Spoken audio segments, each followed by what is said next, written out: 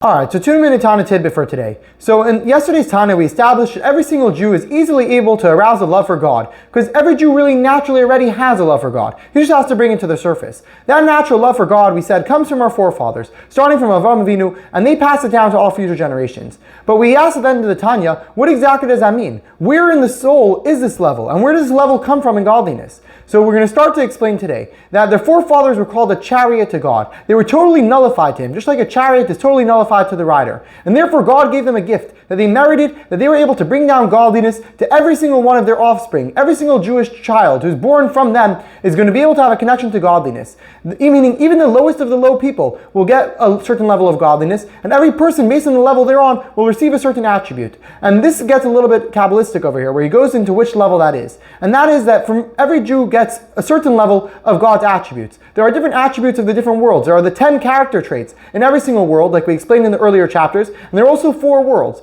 Atzilus, Bria, Yetzira, Asiya. All 4 worlds have different godly energies, and all 10 spheres are in each world. So even the lowest of the low person will still get a little bit of godliness from him. Meaning at the time that a new child is being conceived, they get a certain soul, and that soul is what energizes the child. And since they're Jewish, they're getting from the lowest level of Kedusha as well, but it's still fully holiness. And that lowest level is called Malchus of Asiya, the lowest level of the 10 attributes from the lowest world Asiya.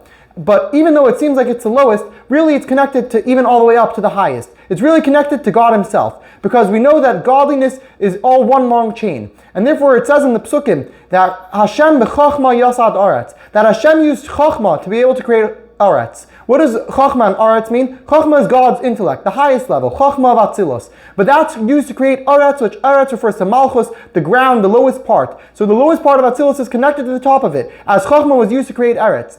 And another pasuk says, "Kulam b'chachma asisa," that with chachma you created. The word is use asisa, meaning from the world of Asiya. That even the creations in the world of Asiya come from chachma as well. So even the lowest of the world of Asiya is connected to chachma of Asiya, and that is connected to chachma of Atzilus really. So godliness, which is enclosed in chachma of Atzilus, is really connected to every soul. So every single Jew, no matter where you're holding, has a connection to godliness in a very real way.